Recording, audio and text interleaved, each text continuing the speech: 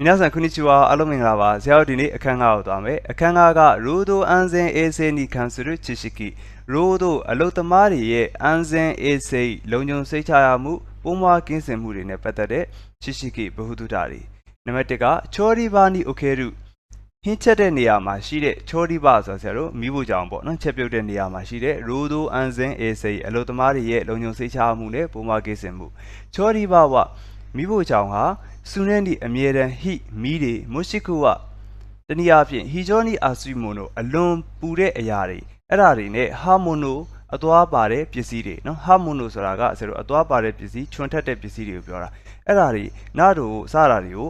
ထိုရီအာစကိုင်မတ်စကိုင်တွေရတယ်မာတာတပန်အိုကီနာချော်ရီခီကီယကြီးမားတဲ့မိဖို့ကြောင့်သုံးစက်ပစ္စည်းတွေနဲ့ဥမိုတိုင်းမိုနိုကိုလေးလံတဲ့ပစ္စည်းတွေကိုမိုချီအာဂေရုခါနုဆေမိုအာရီမတ်မာရတဲ့မာယာနိုင်ချီလည်းပဲရှိတယ်။ဆိုလိုတမယ်အဲ့ဒီအတွက်ကြောင့်ခီမဲရာရတစာကျော်ဟိုသတ်မှတ်ထားတဲ့လုပ်ငန်းလှုပ်ဆောင်နည်းတွေရူစီမင်းစည်းကမ်းတွေနဲ့ချူရီဂျီကိုတတိထားမယ့်အချက်တွေကိုမာမိုရာနိုင်တို့မလိုက်နာဘူးဆိုရင်အိုကီနာခေကရကြီးမားတဲ့ဒဏ်ရာတွေနောက်ဂျီကိုမတော်တဆမှုတွေနဲ့စွနာကားတို့ပတ်သက်ဆက်နွယ်နေတဲ့ခီကန်ဆယ်ကအာရီမတ်အန်ဒီဖြစ်နိုင်ကြီးရှိတယ်။အဲ့တော့ဆရာတို့ဒီဇာတ်မှာတော့တစ်ဖက်မှာဖြစ်တဲ့ဒဏ်ရာတွေတစ်ဖက်မှာဖြစ်ပွားတဲ့အကြောင်းရင်းတွေပေးထားတယ်ပထမတစ်ခုကယူဘီယိုခီရုဆိုတာလက်ချောင်းတွေကိုရှသွားတာပေါ့နော်ယောဆိုမီယိုရှိနာကတော့ဒီဘေးကြည့်ရင်နဲ့ယောဆိုမီဆိုတာကရှေ့တက်တဲ့ကိုမကြည့်ဘဲနဲ့နော်ကိုယ့်ရဲ့အလုပ်ကိုအာရုံမစိုက်ဘဲနဲ့တခြားနေရာကိုကြည့်နေတာကိုပြောတာအဲ့တော့ယောဆိုမီယိုရှိနာကတော့ဘေးကိုကြည့်နေရင်နဲ့ပိုးချော်တဲ့ဓာတ်ဖြင့်ရာဆိုင်ကိုခစ်တဲ့အီတာအင်းဟီရွက်တွေကိုလှိဖြတ်ခဲ့တဲ့အတွက်ကြောင့်ဖြစ်တယ်နောက်တဲကိုရာခဲတို့လက်မှာအပူလောင်ထံ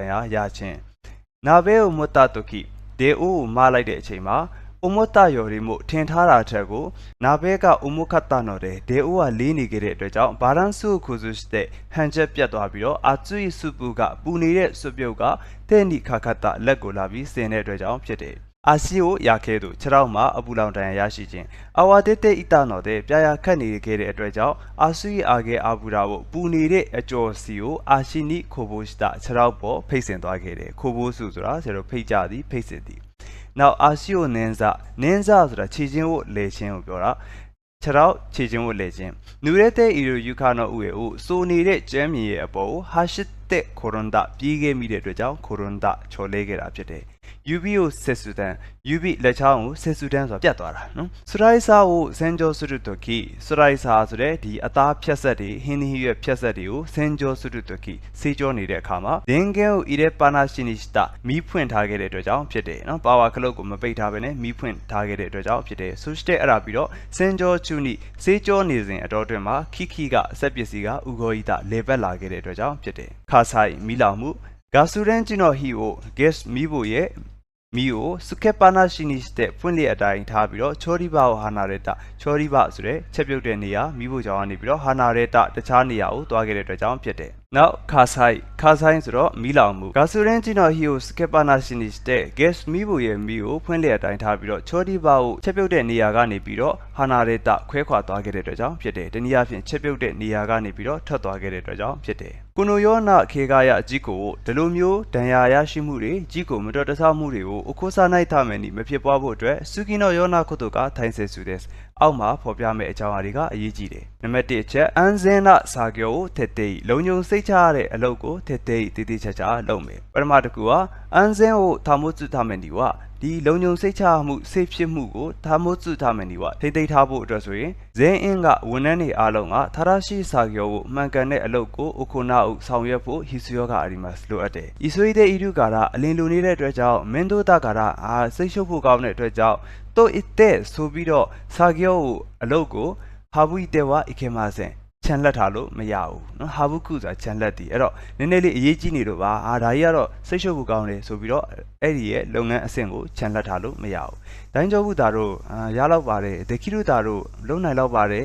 တို့ဆိုပြီးတော့အခုစခုတဲ့မှန်းဆချက်နဲ့ခိုးတို့တဲ့မှုဤခေမဆန်ဆောင်ရွက်လို့လည်းမရဘူးအဆင်ပြေလောက်ပါတယ်လုံနိုင်လောက်ပါတယ်ဆိုတာနဲ့မရဘူးဆရာတို့တေချာမှပဲဆောင်ရွက်ရမယ်နောက်ဣစမိုယတေဒုခါရတို့တဲ့အမြဲတမ်းလုပ်နေကြပါဆိုပြီးတော့အန်ဇန်ခါကုနင်ကို safety check ကိုအခုတတဲ့ဝအိခေမဆန်ပြက်ကွက်လို့မရဘူး uniform တော့ထာရရှိချက်ရော uniform ကိုမမှန်ကန်ဝတ်ဆင်ခြင်း uniform က uniform ကစမနာခိခင်ကာရအမျိုးမျိုးသောအနေတွေကနေပြီးတော့မိယိုမာမိုရုနော်ကိုယ့်ရဲ့ခန္ဓာကိုယ်ကိုကာကွယ်ပေးဖို့အတွက်စုခရာရဲတဲ့ imas ထုတ်လုပ်ထားတာဖြစ်တယ် ခုတ်ခုခုတော့ Chef de Wisse နဲ့ကိုအင်းကြီးကခန်းတန်းနီအလွယ်တကူဟီကမူအဲဥစရနာယောနီအလွယ်တကူမီမကူးနိုင်အောင်ရှီယောတုနတ်တဲ့ရူဘာကြီးကအာရီမတ်ရှီယောဆိုတာအထူးစီမံထားတာပေါ့နော်အဲ့တော့အထူးစီမံထားတဲ့အခြေအနေမျိုးရှိပါတယ်တဲ့ခတ်တဲ့နီကိုတဘောနဲ့ကိုချီကာဖူကူကိုမတူညီတဲ့အဝတ်အစားကိုနော်တခြားအင်ကြီးတစ်ခုတခြားအဝတ်အစားတစ်ခုကိုခီတဲဝါအိခေမာဆန်ဝတ်ဆင်လို့မရဘူးနောက်ထိုင်ခါကုနီအတ္တမုန်ကိုထာရရှိကုထိုင်ခါကုကိုယ့်ရဲ့ခန္ဓာကိုယ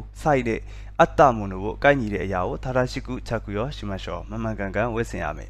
ခုစနောခါခတ်တို့ဖနက်ရဲ့ဖနောက်နော်ခါခတ်တို့ဆိုတာဖနက်ရဲ့ဖနောက်ကိုဖူမီစုခဲတဲ့ဝါအိခေမာဆန်ပုတ်ပြီးတော့တွားလို့မရဘူးနော်လမ်းလျှောက်တဲ့အခါမှာဖနောက်ကိုပုတ်ပြီးတော့တွားလို့မရဘူးသင်ထိုးစုရုခါနိုဆယ်ကအာရီမတ်လေးကြနိုင်ကြီးချော်လဲနိုင်ကြီးရှိတယ်နောက်နံပါတ်3ကအိုမိုထိုင်မွန်နိုဟာခိုဘီခတ်တာလေးတဲ့ပစ္စည်းတွေရဲ့တဲပုံတဲနီအိုမိုထိုင်မွန်နိုကိုအမိုစုတို့လေးတဲ့ပစ္စည်းတွေကိုတဲမယ်ဆိုရင်ခိုရှင်းနီဖူတန်ကခါခါရီမတ်ခါစီကိုလာပြီးတော့ဖူတန်ဆိုတာဝန်တော့ဝန်ဖို့ပေါ့နော်ခါစီကိုလာပြီးတော့ဝန်တွေကတက်ရောက်တယ်အပန်တက်ခိနီကရေဘူးကအားဖြင့်တော့ဂျီဘွန်တော့ထိုင်ဂျူတော့မိမိခန္ဓာကိုအလေးချိန်ရဲ့စန်ဂျူကိုခရာယွန်ဂျူ%ကမေယာစုတို့ယူရတဲ့အီမတ်35ကနေ40ရာခိုင်နှုန်းကစံတက်မှတ်ချက်ဖြစ်တယ်အဲ့တော့အလေးတစ်ခုကိုမမယ်ဆိုရင်အဲ့ဒီအလေးရဲ့အလေးချိန်ကကိုယ်ခန္ဓာကိုလေးတဲ့အလေးချိန်ရဲ့35ကနေ40ရာခိုင်နှုန်းပဲဖြစ်တင်တယ်ဥပမာကိုကပေါင်100လေးတယ်ဆိုရင်ကိုမမဲ့ပစ္စည်းက35ပေါင်ဒါမှမဟုတ်ရင်40ပေါ့နော်ဒီကြားထဲမှာရှိတဲ့ပစ္စည်းကိုမတင်တယ်ဆိုတဲ့ဤကျောင်းတော်အမတိုင်းမွန်တို့အဲ့ဒီထက်ပူတဲ့လေးတဲ့အရာတွေကိုမိုးစုပါအာယဝ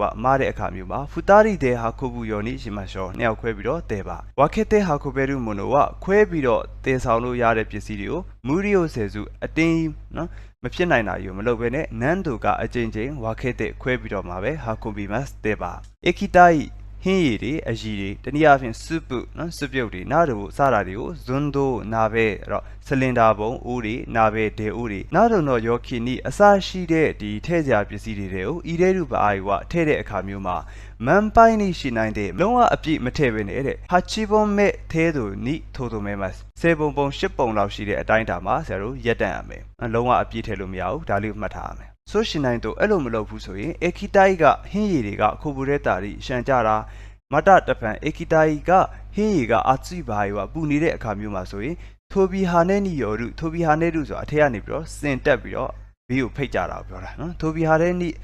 ာနဲ့နီယောရုရခဲတို့နော်ဂင်းအင်းနီနာရီမတ်ဒီဖိတ်စင်တာတွေဖိတ်ကြတာတွေကြောင့်ဖြစ်တဲ့အပူလောင်တန်ရာရရှိတာမျိုးဖြစ်နိုင်တယ်အိုမိုတိုင်နီမိုဆွန်တော့မူချီအာဂဲခတ်တာနော်ရေလေးတဲ့ပစ္စည်းတွေရဲ့နော်မဘုံမာနီပထမတစ်ချက်ကနီမိုဆွန်တော့ချီကာကူနီကိုမမဲ့ပစ္စည်းရဲ့အနီးနားမှာခါကားမိဆိုထိုင်ချလိုက်မယ်ပြီးတော့ရှစ်ကာရီတိုနီမိုဆွမိုဆွတေးသေးချာချာပစ္စည်းကိုပွေမယ်ဆေနာခါကိုမတ်ဆူကူနီဆူရုဂျိုးကိုမမတ်ထားမယ်အာရှိယိုနိုဘာရှိနာကခြေထောက်ကိုပြန်ဆန့်ထုတ်ရင်းနဲ့ဂျော့ဂျော့နီတဖြည်းဖြည်းချင်းမူချီအာဂဲရုမတင်မယ်နီမိုဆွအိုရိုဆုတိုကီဝါတဲ့ပစ္စည်းကိုပြန်ချမယ်ဆိုတဲ့အခါမှာတော့ဗျာကုနော့ဂျွန်းဂျော့တဲ့အိုကိုနိုင်မတ်ဗျောင်းမြန်အစီအစဉ်နဲ့ပြန်လုပ်မယ်ပြောချင်တာဥကနေပြီးတော့အီကနေပြီးတော့ဒီလိုပြန်ချမှာပေါ့နော်နံပါတ်4ဒိုင်းရှဝါကွန်တော့ထိုရီအာစုကိုင်ဒိုင်းရှဆိုတာပစ္စည်းတင်တဲ့လက်တွန်းလဲတွေဝါကွန်ဆိုတာလည်းအတူတူပဲလက်တွန်းလဲဒါပေမဲ့သူကအဆင့်နဲ့ပေါ့နော်စင်ပုံစံမျိုးလေးလောက်ထားတာတော့ထိုရီအာစုကိုင်စတာတွေရဲ့ကင်တွယ်ပုံကင်တွယ်နီဒိုင်းရှဝါကွန်နားတို့တဲ့အမိုးကြီးမိုနိုဤသို့စုရပါလက်တွန်းလဲတွေနဲ့လေးတဲ့ပစ္စည်းတွေကိုရွှေ့ပြောင်းတဲ့အခါမျိုးမှာစူရေရာကိုအဲ့ဒါတွေဆိုတာဒီရဲ့လက်တွန်းလဲတွေကိုဟီတဲ့ဆွဲပြီးတော့ဥကောခါစုတို့ရွှေ့မယ်ဆိုရင်ကွန်ထရိုရရှိနီကူကူနာရီမတ်control လုပ်ရတာခက်မယ်เนาะထိချုပ်ရခက်မယ်တနည်းအားပစ္စည်းတွေကိုရွှေ့ပြောင်းတဲ့အခါမှာဒီလက်တွန်းလဲတွေနဲ့ဆရာတို့ရွှေ့တဲ့အခါမှာလက်တွန်းလဲကိုဆွဲပြီးတော့သုံးမယ်ဆိုရင် control လုပ်ရခက်တယ်ဥရှိရောနော်ရှောဂိုင်ပုစုနီမို့ကိုနောက်မှာရှိတဲ့เนาะအတားအဆီးပစ္စည်းတွေကိုလည်းပဲခီဂါစုကာနာကုနာတို့တတိမထားမိနိုင်တဲ့ဘာအာရီကအာရီမတ်နော်တဲ့အခြေအနေမျိုးရှိနိုင်တဲ့အတွက်ကြောင့်ဒိုင်းရှဝါကွန်ကလက်တွန်းလဲတွေကခနာရာစုမပြတ်မဲ့ကွာအိုစတက်စုကိုင်းမှာရှောတွန်းပြီးတော့ပဲသုံးမယ်အဲ့တော့ဒီမှာဆရာတို့မှတ်ရမှာကလက်တွန်းလဲတွေကိုသုံးတဲ့အခါမှာမဆွဲရဘူးတွန်းပြီးတော့ပဲသုံးရမယ်ထာရရှိတို့ရတွင်စခောက်ခူရာရုဒုခိယအစောင်းတွေကိုဆင်းတဲ့အခါနဲ့နောက်ဒန်ဆာကအရုပအာယဝလေဘယ်မတူတဲ့အခါဒန်ဆာဆိုတာအနေအမြင့်မတူတာပေါ့နော်ဒီလိုအနေအမြင့်မတူတာမျိုးရှိတဲ့အခြေအနေမျိုးမှာဆိုရင်ဒိုင်းရှရဝါကုန်းကိုဟိတဲ့လက်တွန်းလဲတွေကိုဆွဲပြီးတော့ရှင်းချောနီအလေးနဲ့ထားပြီးတော့ဥကောခါရှိမတ်ရွှေ့ပြောင်းရမယ်အဲ့တော့အစင်းဆိုရင်တော့ဆရာတို့ကတွန်းပြီးတော့သုံးလို့မရဘူးပေါ့နော်တွန်းလို့ရှိရင်တော့အစင်းပါဆိုရင်ပို့ပြီးတော့ထိတ်ချောကခတ်သွားမှာပေါ့နော်အဲဒါကြောင့်အစင်းဆိုရင်တော့ဆရာတို့ကဆွဲပြီးတော့ထိတ်ပြီးတော့ဆင်းရမယ်またတပံနီမိုစုကိုအထုပ်ပိုးတွေကိုထာခခုစုမိစုကိတေဝအိခေမဆန်လက်တွန်းလဲပေါ်မှာအထုပ်ပိုးတွေကိုအမြင့်ကြီးဆရာတို့ထက်ဆင့်တင်တာနော်အလွန်ကျွံတင်တာမျိုးလုပ်လို့မရဘူးထာခခုစုမိစုကိတို့တော့ဒီလိုအမြင့်ထက်ဆင့်တင်တာလွန်သွားလို့ရှိရင်စကိုရှိနောရှင်တိုတယ်မို့အနေငယ်တုံခါယုံနဲ့ရှင်တိုးဆိုတာတုံခါတာလှုပ်ရမ်းတာပေါ့နော်အနေငယ်တုံခါယုံနဲ့နီမိုစုကပစ္စည်းတွေကရခစုရုခိခန်းစေကအာရီမတ်ပြုတ်ကျသွားနိုင်ကြီးရှိတယ်နံပါတ်5 dry kitchen dry kitchen ဆိုတော့ဆရာတို့ dry ဆိုတာ6တွေ့တာ kitchen ဆိုတာမီးဖိုချောင်6တွေ့တဲ့မီးဖိုချောင်တစ်ခုဖြစ်အောင်ထားတာပေါ့နော် dry kitchen တော့တဲ့ dry kitchen ဆိုတာက chori ba no yuka ကိုဒီ